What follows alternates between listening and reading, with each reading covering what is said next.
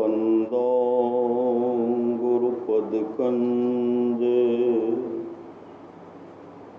कृपा सिंधु नररूप हरि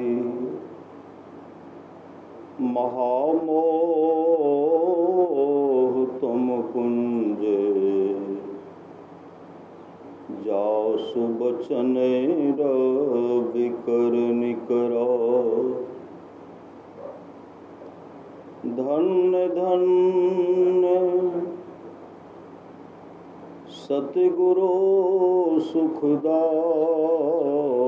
महिमा कही न जाए जो कुछ कहो तुम्हारी कृपा मोते कछु न बसाए।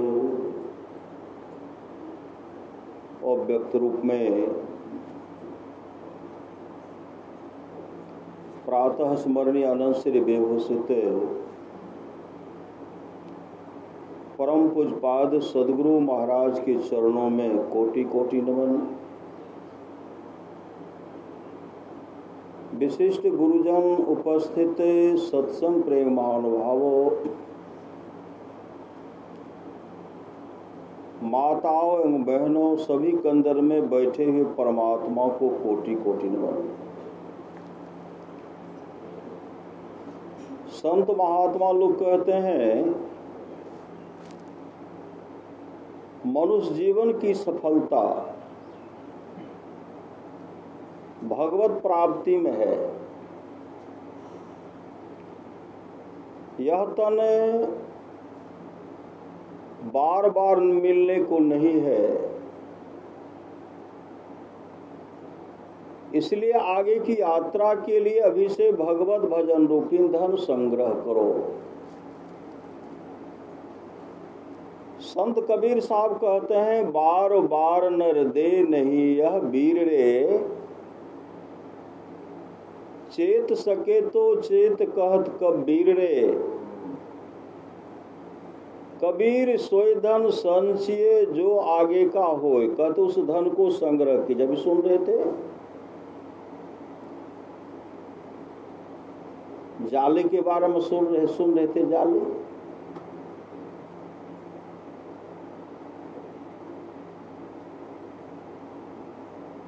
कहते हैं वह उस असली धन को संग्रह कीजिए जो आगे का होए। कबीर सोई धन संचिए जो आगे का होए, माथ चढ़ाए गांठरी जातन देखा कोई। कहते हैं माथे पर वह गट्ठर हो लेकिन उसको जाने के समय कोई नहीं देख पावे।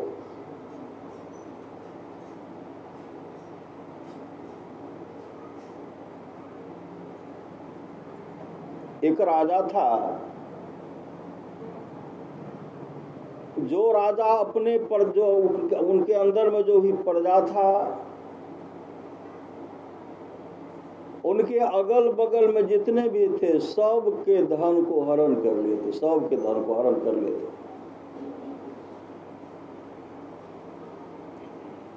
बहुत सताते जीवन में। उस राजा के जीवन में न सद्गुरु था न सत्संग था, और संसार के संपत्ति को बटोर करके अपने अमूल्य जीवन को बर्बाद कर रहे थे। संजोग से संत सद्गुरु का पदार्पण होता है। जैसे संत सद्गुरु आते हैं, संत सद्गुरु कहते हैं राजन, यह मानव का शरीर जो बहुत अनमोल है, इस शरीर का मोल तभी तक है जब तक इस शरीर में श्वासा रूपी पूंजी है। श्वासा रूपी पूंजी है तो शरीर का मोल है। श्वासा रूपी पूंजी समाप्त हो जाएगी, इस शरीर को कोई नहीं पूछेंगे। प्यारा से प्यारा सगे संबंधी आपको घर में रहने के लिए नहीं देंगे।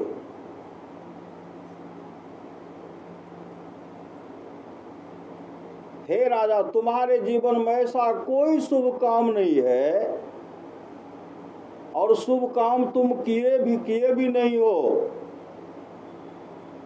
अगर शुभ काम करते तो तुमको अच्छी गति होती,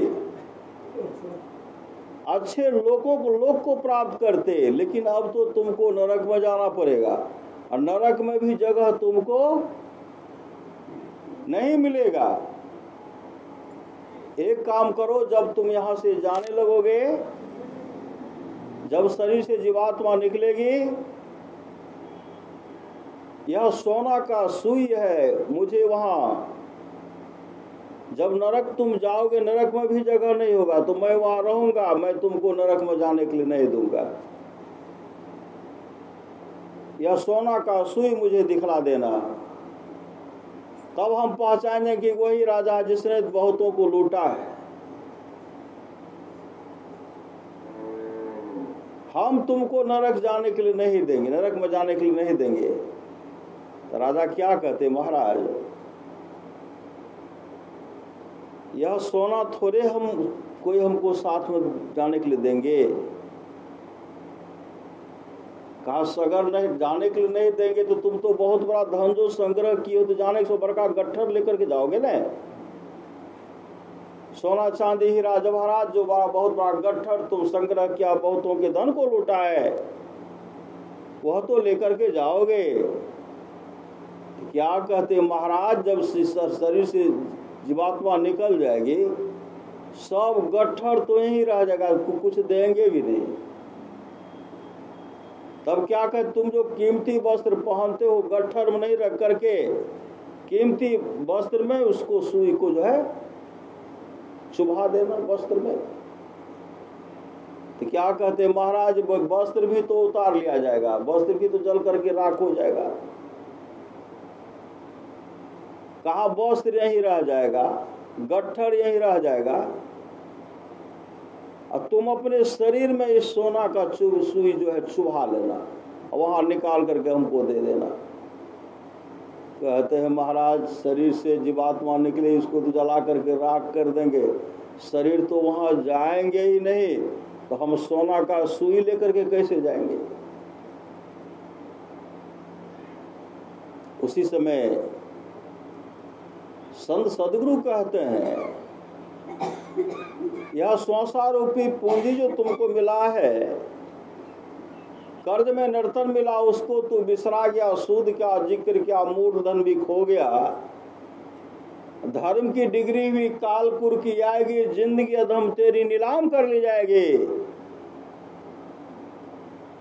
ऐ राजा, जब यह तुम्हारा शरीर वहां नहीं जाएगा, यह सोना का सुई नहीं जाएगा, दूसरे का धन हरण करते हो, वहां काफी दुर्गति होगी, बहुत बड़ा दुख भोगना पड़ेगा। अभी अपने जीवन की विचारधारा को बदल लो, तब तो अच्छी गति होगी, नहीं तो दुर्गति होगी। समय की एक ठोकर ही बदल देती है जीवन को। संत सदगुरु के द्वारा ऐसा ठोकर उनके जीवन में लगा, जो कहे किसी के चरण में झुकते नहीं, संत सदगुरु के चरण में दंडवत गिर गए और कहते महाराज मेरा उद्धार कीजिए, मेरा कल्याण कैसे होगा। तब वह संत सदगुरु से युक्ति लेकर के ध्यान भजन किए, अपने जीवन को सफल सार्थक कर लिए। अभी हम लोग सुन रहे थे, जीवन मुक्त ब्रह्म पर चरित सुनहि तज्ञान, जे हरि कथा न करहि रति तिनके ही पाषाण। जीवन मुक्त महापुरुष संत भी समाधि छोड़कर चरित्र और सत्संग के वचनों को सुनते हैं। जो हरि कथा में प्रेम नहीं करते, उनका हृदय पत्थर है। जीवन मुक्त महापुरुष संत भी समाधि छोड़कर चरित्र और सत्संग के वचनों को सुनते हैं। 1981 ईस्वी की बात है, एक गांव में साप्ताहिक सत्संग हो रहा था, साप्ताहिक सत्संग शनिवार को हो रहा था। और उस सत्संग में बहुत श्रोता सब, भक्त सब बैठे हुए थे। जिनके यहाँ सत्संग हो रहा था वह अपने बरामदे पर बैठे हुए थे, बरामदे पर बैठे हुए थे। जैसे हम लोग गए, वहां जाने के बाद जैसे स्तुति प्रारंभ करते हैं, सब संतन की बड़ी बलिहारी जैसे करते हैं, उनके मुख से निकलता है, एकाएक नाम लेकर के पुकारते हैं, नाम लेते हैं। उधर जब उनको देखते हैं तो देखते उनकी आंख से आंसू बह रही, आंसू।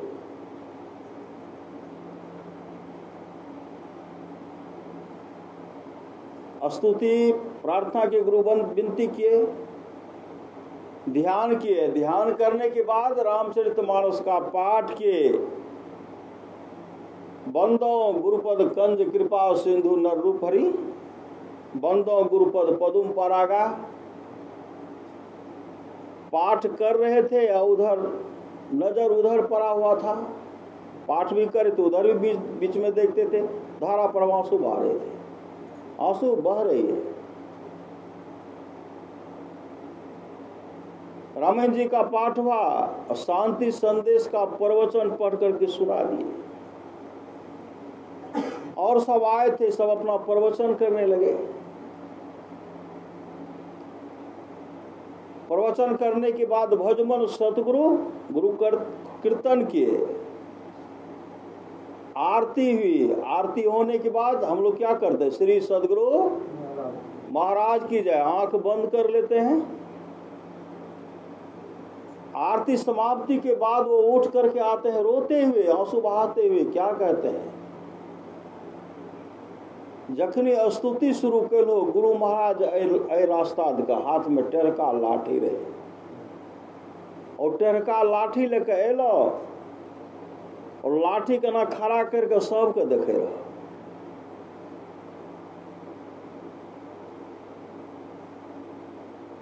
हम कहलिए धीरेन्द्र, मतलब गुरु महाराज ले बैठियो टाल नहीं कह रहा छो। अरे सब देखते तब तो देख रहे थे, गुरु के दुलारे, गुरु के प्यारे देख रहे थे। गुरु महाराज तब तक खड़ा रहलो जब तक सत्संग आरती बोलो, आरती के बाद आंख बंद करे छे, कते गेले कोई पता नहीं। तब तक गुरु महाराज सत्संग में खड़े रह गए, सबको देखते रह गए। नाम लेके पुकार लिया, लेकिन बाद में हमरा मुंह के आवाजे गायब भए गेलै। हम की कहबै, आवाजे गायब भए गेलै। आ दीवाल में जे सटल लिए, दीवाल में सटि गेलिए, अब प्रयास करे छोड़ावे के लिए, छूटे नहीं, अब वही में सटल छी। आरती है के बाद आरती जब के लिए तब दीवार से सट हटलिए। गुरुभाव भगवान अभी सुन रहे थे, जीवन मुक्त ब्रह्म पर चरित सुनहि तजी, ध्यान जे हरि कथा न करे रति तिनके ही पसान। जीवन मुक्त महापुरुष संत भी समाधि छोड़कर चरित्र और सत्संग के वचनों को सुनते हैं। गुरु महाराज कुप्पा घाट में विराजमान थे, सत्संग में उनका पदार्पण हो गया, और उन भक्त को दर्शन दिए। सर्व क्षण गुरु मन जो में ही रहे हो, निश्चय निर्वाण हो। संत सब के हो। अपने गांव में साप्ताहिक सत्संग हम लोग रविवार को करते थे, रविवार को अभी भी करते हैं, 2 साप्ताहिक चलाते हैं, एक रविवार को एक सोमवार को। रविवार को मंदिर में, सोमवार को भ्रमणशील, जिनको जिनको कराना है कराइए।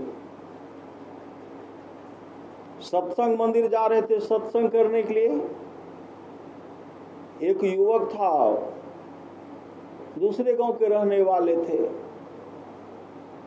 1986 ईस्वी के बाद की बात है, लगभग 90 ईस्वी की बात है। वह युवक मेरे गांव में ट्यूशन पढ़ाते थे। क्या कहते हैं, हम मंदिर जा रहे थे, क्या कहते हैं धीरेन्द्र बाबा गुरु महाराज के नहीं देख लिए कहन रहे उनके, इसी तरह बोल रहे हैं। उनके बारे में कुछ बता भी हो, रास्ता में उनको, रास्ते में चल रहे हैं उनको बता रहे हैं। गुरु महाराज का कान बड़ा था, लीलार चमकते रहता था, हाथ बड़ा था, जाड़े के समय में लाल मोजा पहनते, तरह तरह व्याख्या कर बताते हुए जा रहे हैं। मंदिर प्रवेश किए। मंदिर प्रवेश करने के बाद हम लोग बैठ करके स्तुति कर रहे हैं। स्तुति करने के बाद ध्यान के रामायण जी का पाठ किए, गुरु महाराज का प्रवचन सुनकर शांति संदेश से पढ़ करके सुनाए। उनके मन में था कि गुरु महाराज क्या क्या, तो गुरु से भी परम पूज्य भगीरथ बा का जो है दिनचर्या, उसमें गुरु महाराज का संक्षिप्त परिचय है, वही पढ़ करके सुना रहे हैं। क्या कहते हैं, हे देखियो गुरु महाराज बैठल से कुर्सी पर, हे देखियो चरण, हे यहाँ से, हे यहाँ से, हे देखियो। उनको दर्शन दिए, दर्शन दिए। आप लोग जानते होंगे यूपी को फ्यूजता को, स्वप्न में गुरु महाराज उनको दर्शन दिए। जो जापान से आई यहाँ भजन भेद लेने के लिए भजन भेद लिए, जब ध्यान करने के लिए बैठी कई घंटे तक यूको को फ्यूजता ध्यान बैठ गई। आप लोग जानते होंगे डॉक्टर नागेश चौधरी नागेश, वह चिट्ठी लिखते हैं कि फ्यूजता बहन, अरे गुरु तीर्थ कुप्पा घाट गुरु तीर्थ है, कम से कम आप साल में एक बार अवश्य आइए, अगर मौका नहीं मिले साल में एक बार अवश्य आइए, यहां सब दर्शन होगा। आइए। यूक्यू को फ्यूजता चिट्ठी में क्या लिखते हैं, भाई डॉक्टर नागेश चौधरी नागेश, आप तो सही कह रहे हैं कि कुप्पा घाट आने के लिए, मैं भी चाहती कुप्पा घाट जाऊं, लेकिन करूं क्या। जब भी यहां रहती हमेशा गुरु महाराज यहां टहलते रहते, हमेशा गुरु महाराज टहलते रहते, गुरु महाराज का दर्शन बराबर होता है। कितनी भाग्यशाली है वह बहन जिनको गुरुदेव दर्शन दे रहे हैं। हम लोग भाग्यशाली, हम लोग भी भाग्यशाली हैं, आप तमाम भाग्यशाली हैं। भाग्यशाली हैं इसलिए तो अपने जीवन के बागडोर को सदगुरु के हवाले किए हैं और सत्संग में आए। भाग्यशाली हैं इसलिए सत्संग में आए। और पूर्व जन्म का संस्कार, पूर्व जन्म का भाग जो है, सुसंस्कार जो है, वह यहां आकर के ला करके छोड़ दिए। यहां वहां भी बटोरे, यहां भी बटोरे। यहां भी क्या बटोर रहे हैं, सत्संग रूपी संबल को, गट्ठर को जमा कर रहे हैं। भक्ति रूपी गट्ठर को बांध करके तैयार है।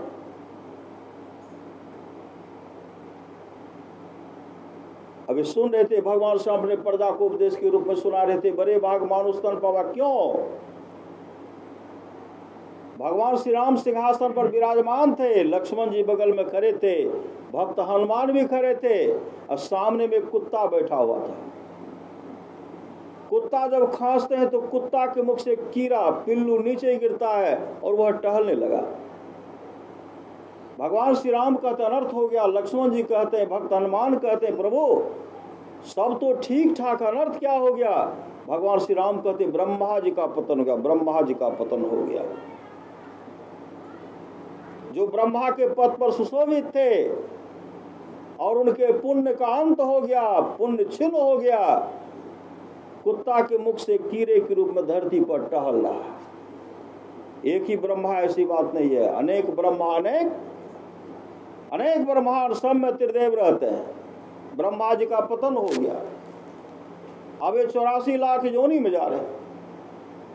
संत कबीर साहब कहता है, ऐसो जन्म नहीं पैवे मंडे, ऐसो जन्म नहीं पैवे रे, सुकर स्वान चराचर पशुआ, जन्म जन्म दुख पैवे रे, सूखी तृण आगे धर दे तो घास भूसा नहीं पैवे मंडे, ऐसो जन्म नहीं पैवे रे, भारी बोझ तोरा पीठी पर ला, चार पांव दो सिंह गुंगुक।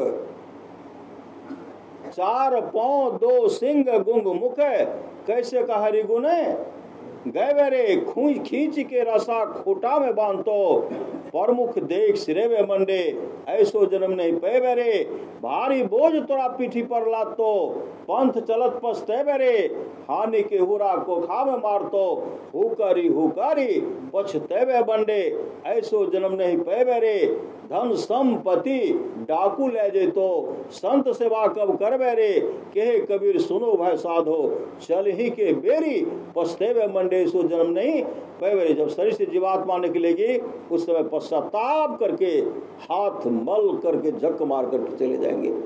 जिसके लिए भगवान श्री राम कहते हैं सो परत्र दुख पावई, सिर धुनी धुनी पछताए, काल है कर्मेश्वर ही मिथ्या दोष लगा। जब नरक में परे नरक में चले जाएंगे, रे जर जीवन जग में क्या न कियो, गुरु के शरण को। परियो नरकवा के कुंड कीरा तोरा काट लियो, कीरा क्या करेंगे? छोड़ेंगे। इतना डांस करेंगे, इतना बिग डंक मारेंगे, कोई आंसू पोंछने वाला नहीं होगा। चीखते चिल्लाते रहेंगे, हे भार्या, हे पुत्र, हे कुटुंबियों, हे सगे संबंधियों, कोई तो मुझे बचाओ। कहा कोई नहीं बचाएंगे। गुरु बिन कौन मिटावे भव दुख, गुरु बिन कौन मिटावे रे, गुरु बिन कौन सहाय नरक में, गुरु बिन कौन सहाय रे। इसलिए भगवान श्री राम कहते करणधार सदगुरु दीन रे नावा, दुर्लभ साथ सुलभ करी पावा। उद्धार कैसे होगा? अपने जीवन के बागडोर को सदगुरु के हवाले कीजिए। करणधार सदगुरु दिरनावा, दुर्लभ साथ सुलभ करी पावा। जोन उतरे भव सागर नर समाज पाए, सो कृत निंदक मंदमति आत्महन गति, आत्महन गति जाए। अफसोस मूढ़ मन तो मुद्दत से सो रहा है, सोचार था कि घर में अंधेर हो रहा है। 84 लाख मंजिल तय करके मुश्किलों से, जिस घर को तूने ढूंढा उस घर को खो रहा। जिस घर की तलाश थी वह मिला, लेकिन किसमें चला गया? किसमें? आछे दिन पाछे गया गुरु से किया ने, अब पछताए क्या भया, चिड़िया चुगे खेत।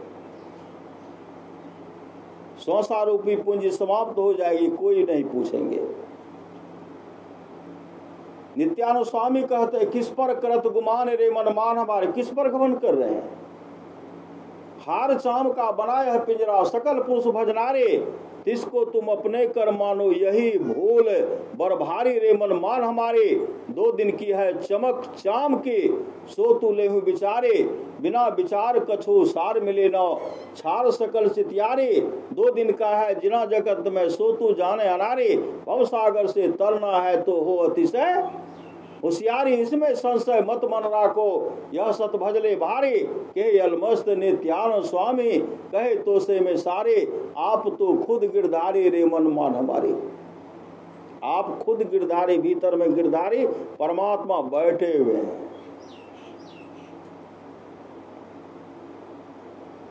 इसलिए सप्त धातु का काया पिंजरा, तामाही जुगति बिनु सुआ, सतगुरु मिले तो रे बाबू, नहीं तो परले हुआ।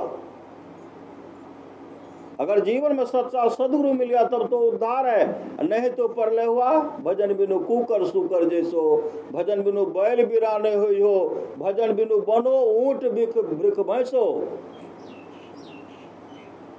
आवागमन के चक्कर में दुख भोगते रहिएगा। इसलिए संत महात्मा लोग कहते हैं जागो जागो गुरुपद,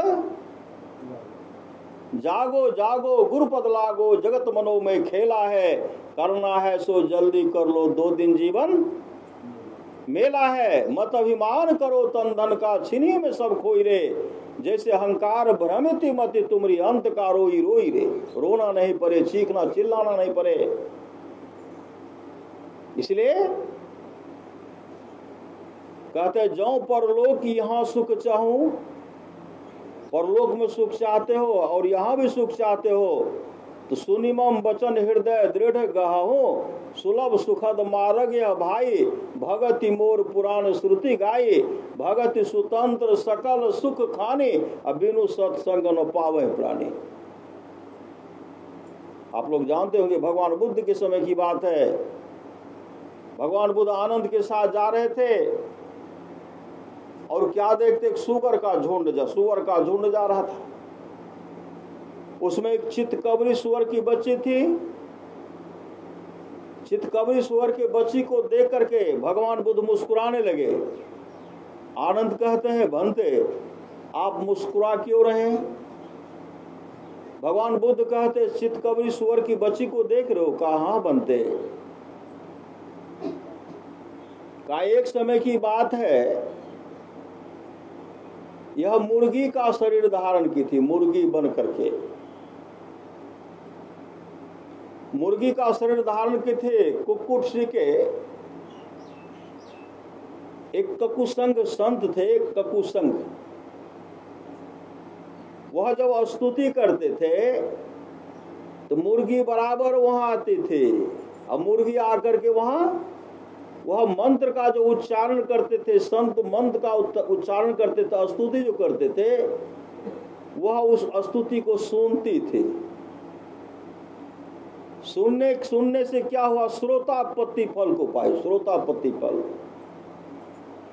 सुनने का जो फल होता, श्रोतापत्ति फल को प्राप्त की। मुर्गी का शरीर छूटने के बाद एक राजा की यहां राजकुमारी बनकर के जन्म ली।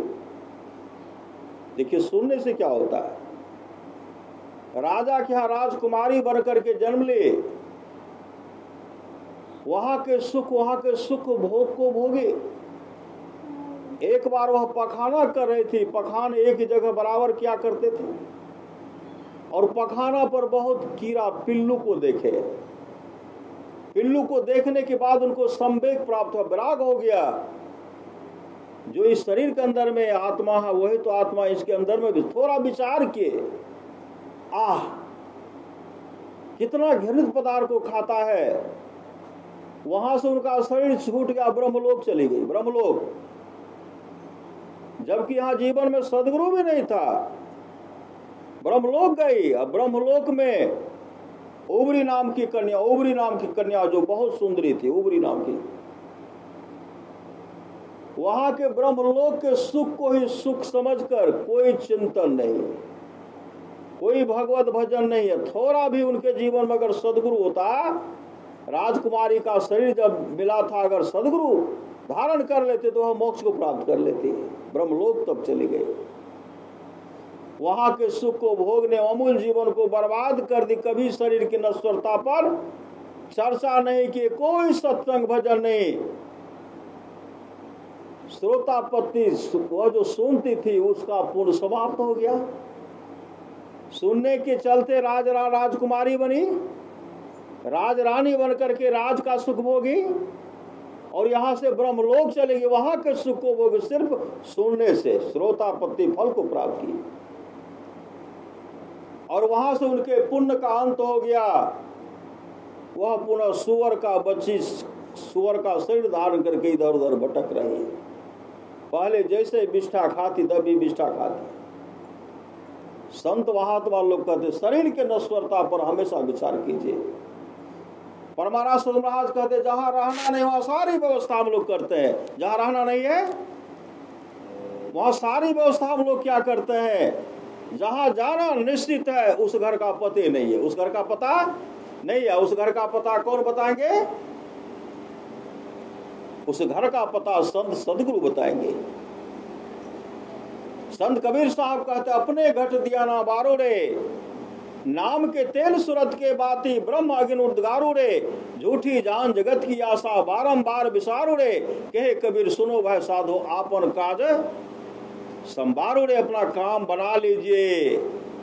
दो बातन को याद रख, जो चाहत कल्याण है, नारायण एक मौत को दूजो श्री भगवान। जो पर लोक यहाँ सुख चाहो, सुनी मम बचन हृदय दृढ़, गाहो सुलभ सुखद मार्ग अभाई, भगति मोर पुराण श्रुति गाई, भगति सुतंत्र सकल सुख खानी, बिनु सत्संग न पावे प्राणी। परमारास महाराज कहते थोड़ा सा भी सत्संग करो तो बड़ा लाभ होता है, थोड़ा सा भी सत्संग करो बड़ा लाभ होता है। किनको किनको लाभ हुआ? अनगिनत को लाभ हुआ, बहुतों को लाभ हुआ। भगवान बुद्ध के समय की बात है, आप लोग जानते होंगे सेठ अनाथ पिंडक, उनको एक ही लड़का था जिनका नाम था काल। काल के जीवन में नो सत्संग था, नो सदगुरु था, वह लालची था, लंपट था, और पिताजी उनके एक नंबर के सत्संगी, समर्पित गुरु महाराज के गुरु के प्रति समर्पित बंदे थे।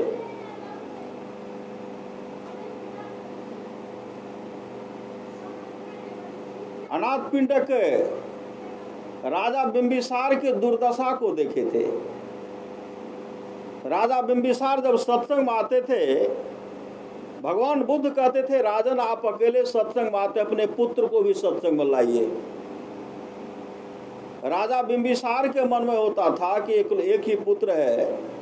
अब भगवान बुद्ध का तो जो जो प्रवचन सुनते हैं, जो जो सुने सब सन्यासी बन गए। अब मेरा इकलौता पुत्र अगर वह सन्यासी बन जाएगा तो विशाल राजपाट का देखरेख कौन करेगा? यह सोच करके अपने पुत्र को कभी सत्संग में जाने के लिए नहीं कहे। अच्छा साथी नहीं मिला, अजात शत्रु जैसे मित्र मिला। अजात शत्रु को कौन मित्र मिला? अजात शत्रु को देवदत्त जैसा मित्र मिला, जो भगवान बुद्ध के मौसेरा भाई थे, चचेरा भाई भी थे, जो भगवान बुद्ध को बहुत सताए, बहुत कष्ट दिए। भगवान बुद्ध का जब ख्याति प्राप्त हुआ, देवदत्त क्या करते थे? जब ध्यान करते थे भगवान बुद्ध, देवदत्त शिलाखंड उठा करके भगवान बुद्ध पर गिराते थे। ये जब तक जीवित रहेंगे हमको कोई नहीं चाहेंगे, पहले इन्हीं का काम तमाम कर देना है। शिलाखंड गिरधकूट पर्वत पर राजगीर में वहां ध्यान कर रहे थे। शिलाखंड बहुत पत्थर का टुकड़ा थे, वहां से गिराए। जैसे गिराते हैं शिलाखंड दूसरे शिला पर लगा, चूर चूर हो गया। नीचे आते आते चूर चूर हो गया, पत्थर का शिलाखंड चूर चूर हो गया, और भगवान बुद्ध बाल बाल बच गए। हल्का खरोच पांव में लगा, उंगली में लग गई थी, उंगली से खून बह रहे थे। जीवक आकर के उनका उपचार किए।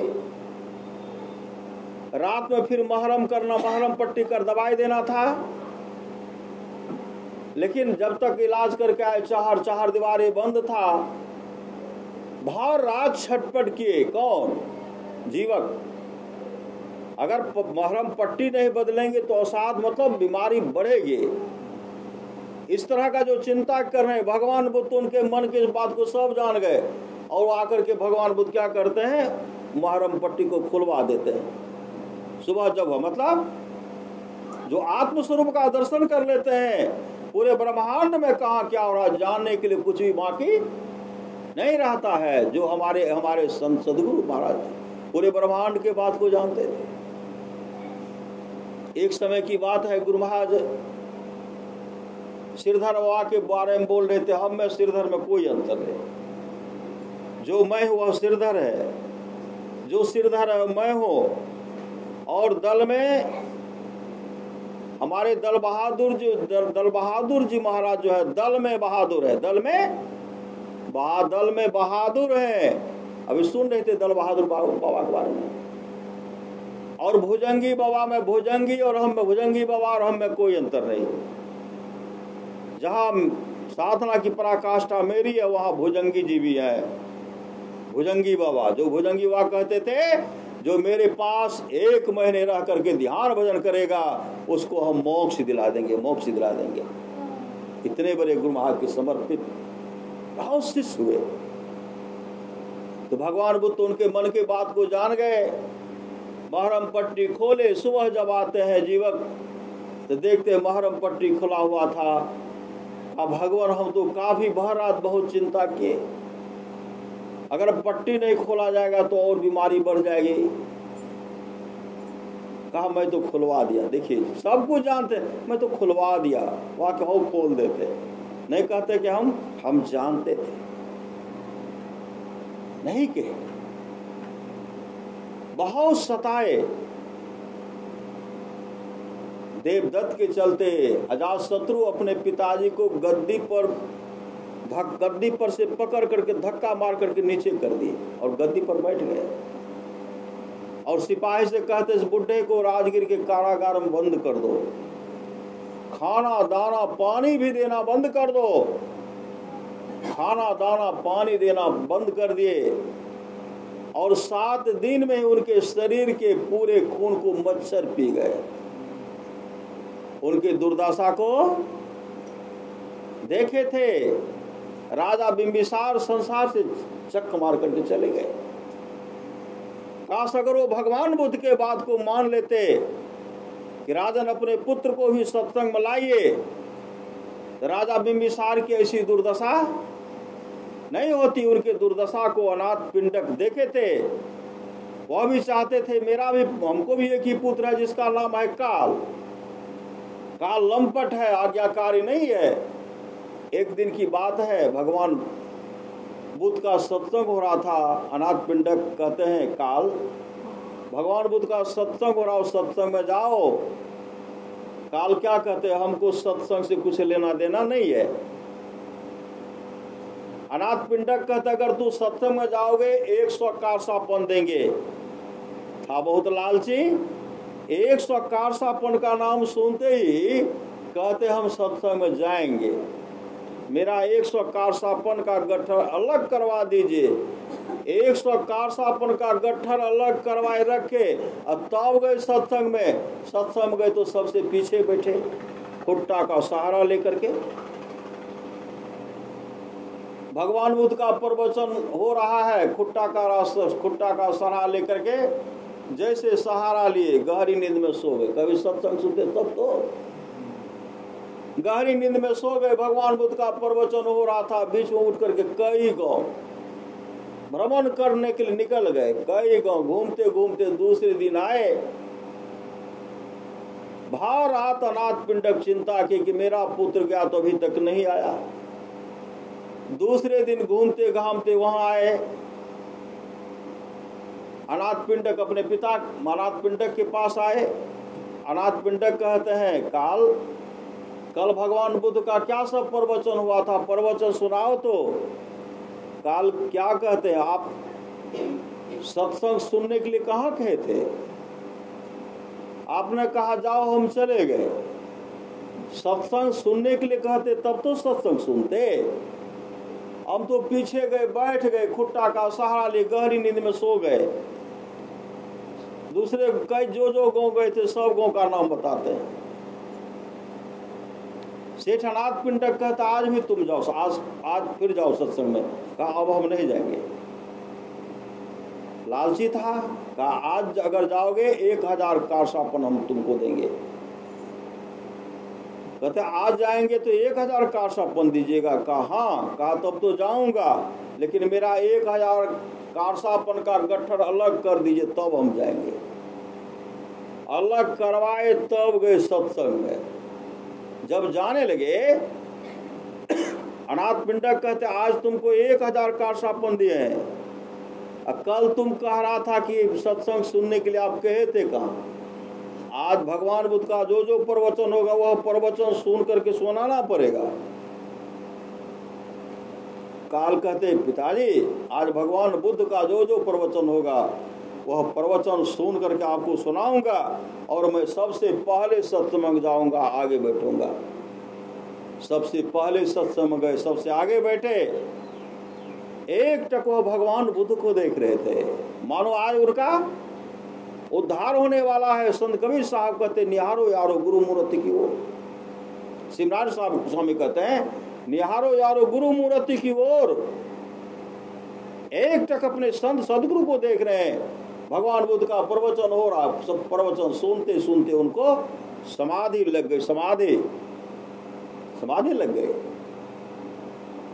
सत्संग समाप्त हो गया, पंडाल खाली हो गया, भगवान बुद्ध अपने निवास में चले गए। लेकिन काल तो समाधि में बैठे हुए, काल समाधि में बैठे हुए हैं।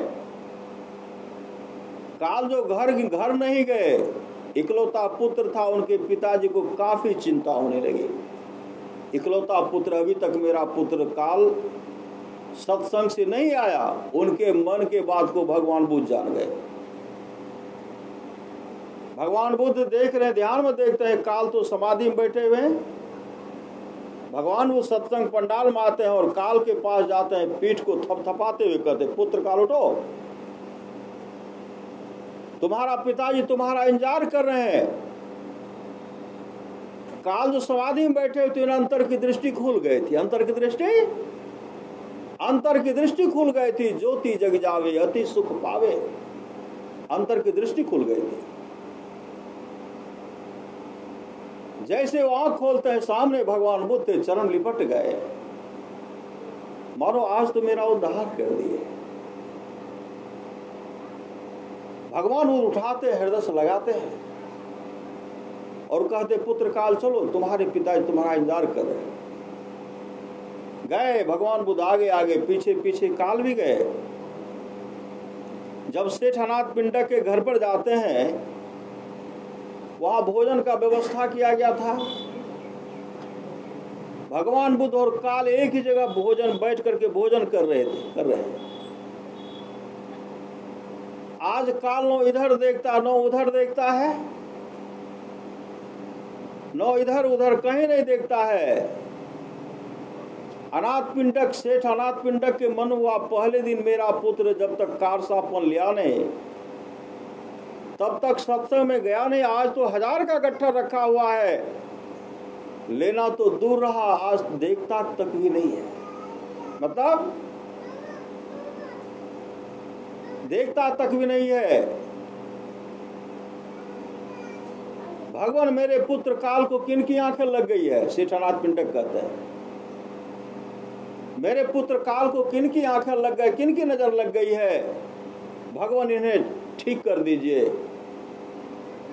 काल ऐसे सिर उठाते हैं। भगवान बुद्ध कहते, सेठ जी,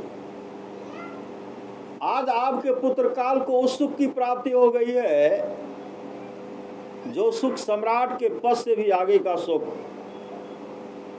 आज आपके पुत्र काल को उस सुख की प्राप्ति हो गई है, इंद्रलोक के सुख से भी आगे का सुख, ब्रह्मलोक के सुख से भी आगे का सुख आपके पुत्र काल को प्राप्त हो गई है।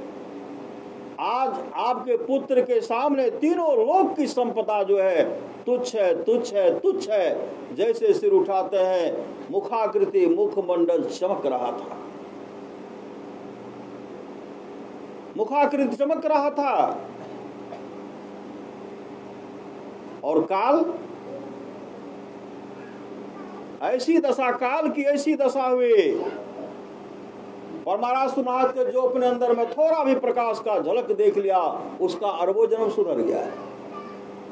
काल का तो अंधकार का पट हट गया था, अंधकार मंडल का पट हटा, प्रकाश का दर्शन किए और शब्द को सुनते हुए मोक्ष धाम को चले गए। मोक्ष धाम को, ये सत्संग का फल है।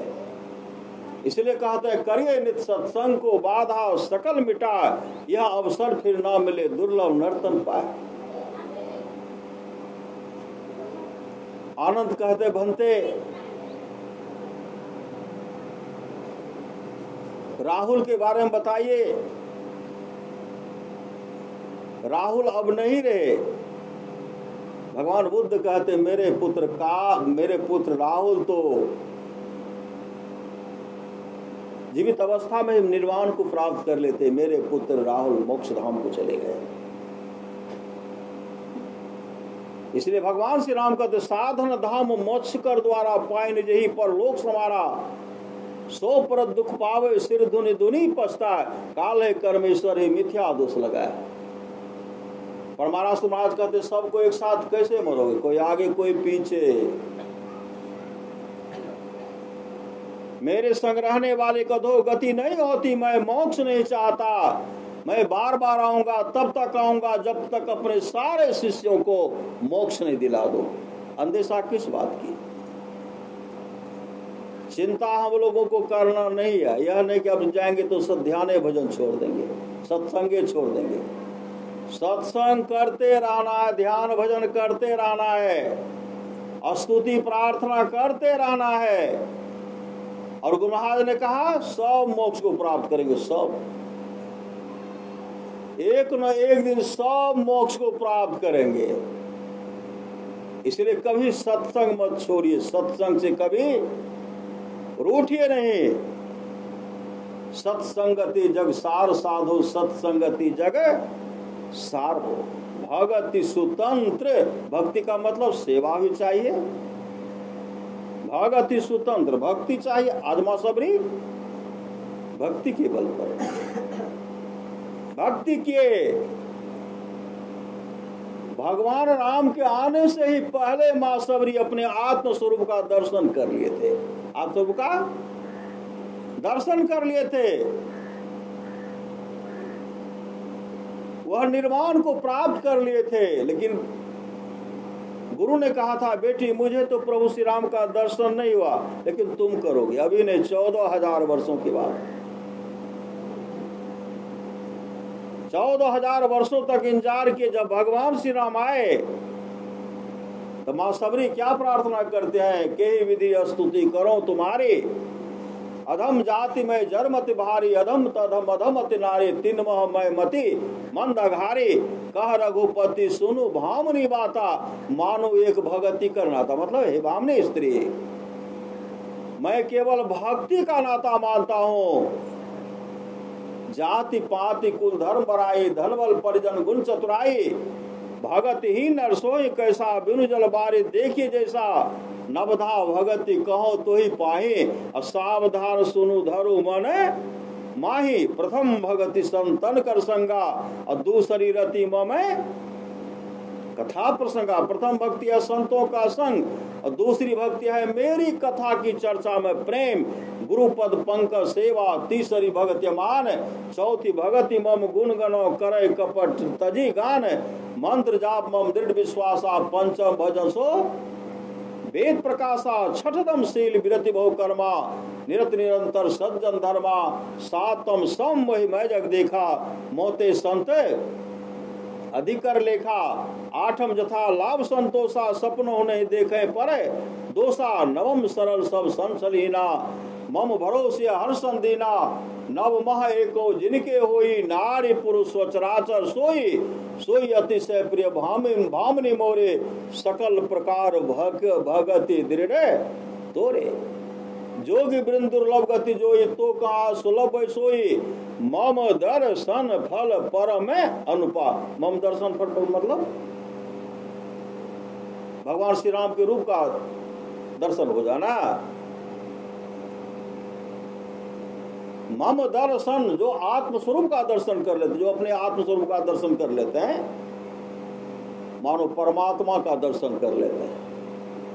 मम दर्शन फल परम अनुपम, मेरे दर्शन का अतिशय अनुपम फल यह है, जीव अपने आत्म स्वरूप को प्राप्त कर, मतलब आत्म स्वरूप को जो प्राप्त कर लेते हैं उनको प्रभु का दर्शन होता है, गुरु रूप का दर्शन होता है। गुरु का रूप क्या है?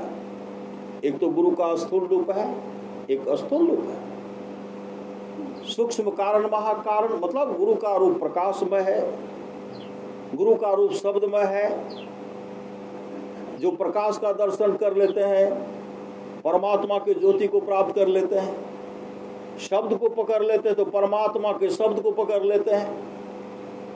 गुरु कहाँ है? तो गुरु की ऐसी स्थिति है जो अपने आत्म स्वरूप का दर्शन कर लेते हैं, उनमें और परमात्मा में कोई अंतर नहीं है। हमारे सदगुरु और परमात्मा में कोई अंतर नहीं है। जो परमात्मा वही हमारे सदगुरु हैं, जो सदगुरु वही परमात्मा। परम सद बाबा देवी साहब कहते हैं, सच्चा शिष्य वह है जो गुरु को परमात्मा के तुल्य जानकर आदर करे, परमात्मा के तुल्य जानकर आदर करे। जो गुरु देंगे वही राम देंगे, और जो गुरु नहीं देंगे वो राम नहीं दे सकेंगे।